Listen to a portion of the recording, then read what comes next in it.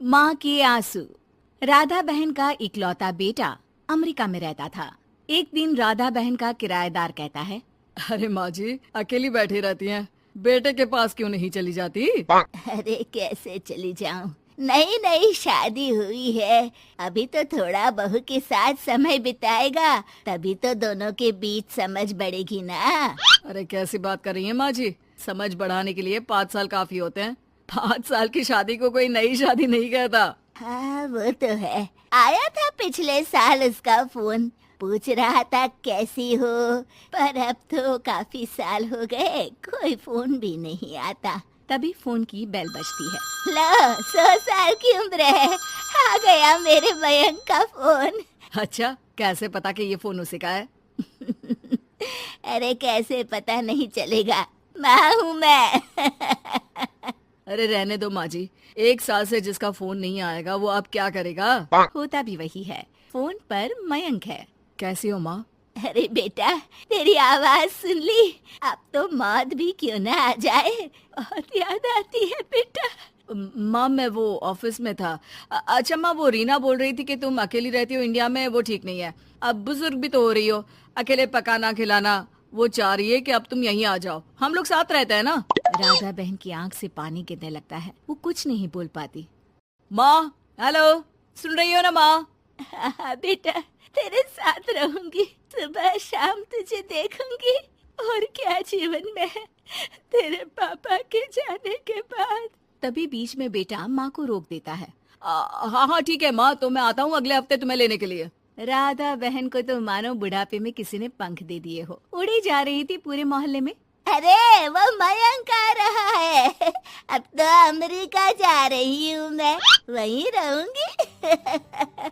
अच्छा है मौसी, आपका जीवन देखकर तो मुझे भी रोना आ जाता था। कोई बात नहीं मौसी, देर से ही सही, सब अच्छा होने वाला है अब। राधा बहन दौड़ दौड़ कर सामान ला रही थी। अरे इतना सामान तो 2 साल में भी कभी नहीं खरीदा जो 2 दिन में लिए जा रही हो मौसी।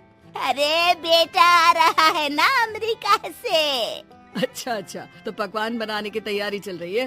हाँ बिल्कुल, उसको बेसन के लड्डू बहुत पसंद है। रात भर भूनना तलना ये सब प्रोग्राम चलता रहता है राधा बहन के घर में। और फिर वो दिन भी आ जाता है जब बेटा घर आता है। कौन? माँ मैं मयंक। ये घर का क्या हाल बना रखा है, न सफाई न धुलाई, कैसा लग रहा है ये घर? घर तो ऐसा ही था बेटा, हमेशा से, बस तू थोड़ा कमजोर लग रहा है। क्या हुआ बेटा? ये कमजोर नहीं, फिट होता है माँ। वैसे और बता, क्या हाल है तेरे? बेटे के मुंह से हाल पूछने का अंदाज भले ही फॉर्मेलिटी वाला हो, लेकिन राधा बहन की आंख फिर भर आती है। अरे यार, ये तुम्हारी हर बात पर रोने की आदत न जाने कब जाकर खत्म होगी। सही कहती है रीना तुम्हारे लिए। रीना बहू क्या कहती है मेरे लिए? यही के बस यही एक आदत है तुम्हारी माँ की, इमोशनल ब्लैकमेल। अरे यार, अब इसमें रोने की क्या बात है?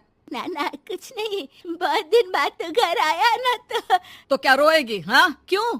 अच्छा ये ले, तेरे लिए रात भर बैठकर ये बेसन के लड्डू बनाए हैं, और ये अचार तुझे बहुत पसंद है ना? पसंद है नहीं माँ, पसंद थे।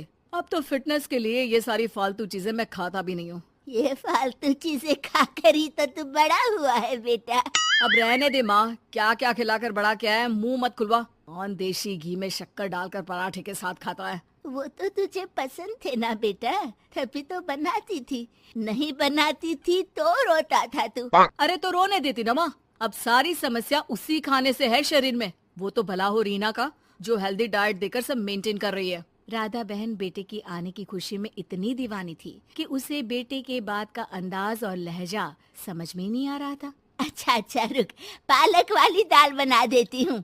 रहने दे माँ, मैं होटल से ऑर्डर कर देता हूँ। इतने साल बाद होटल का खाना, माँ के खाने की याद नहीं आती थी।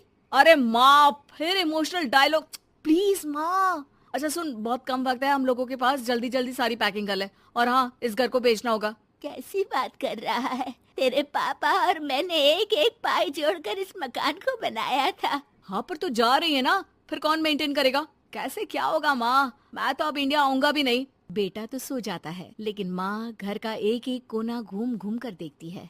सही बात है, क्यों मोह माया जोड़ रही हूँ मैं इस घर से? आखिर बेटे के साथ रहना ही तो होता है हर माँ बाप को। लेकिन इनकी यादें हर एक कोने में है। खैर, औने पौने दामों में घर को बेच बेटा और माँ एयरपोर्ट के लिए रवाना हो जाते हैं। माँ यहीं बैठ, मैं अभी आया। नहीं नहीं बेटा, मैं साथ रहूंगी, पहली दफा आ रही हूँ ना। अरे माँ, टिकट, बोर्डिंग, सामान, चेक इन, 10 काम है, करके आ रहा हूँ ना। ठीक है, जल्दी आ जाना, यहाँ घबराहट होती रहेगी। बेटा माँ को समझाकर चला जाता है। माँ बैठी रह जाती है लेकिन बेटा आता ही नहीं। एयरपोर्ट के लोग बताते हैं कि इस नाम का लड़का तो कब का अमेरिका की फ्लाइट लेकर उड़ चुका है। माँ किसी तरह अपने बीके हुए मकान में ही आ जाती है। मुझे कुछ दिन रहने दो, पता नहीं क्या हुआ, हो सकता है कोई मजबूरी हो बेटे की। नया मकान मालिक कहता है। अरे माँ जी, कमरा तो मैं आपको दे दूँ, पर भाड़े का क्या? पति की पेंशन भी है भैया। ठीक है, आप आराम से रहिए, लेकिन एक बात बताइए, आप किसी रिश्तेदार के घर क्यों नहीं चली जाती? अरे कैसी बात कर रहे हैं आप, मेरा बेटा कभी भी आ सकता है। अगर मैं उसे यहाँ नहीं मिली तो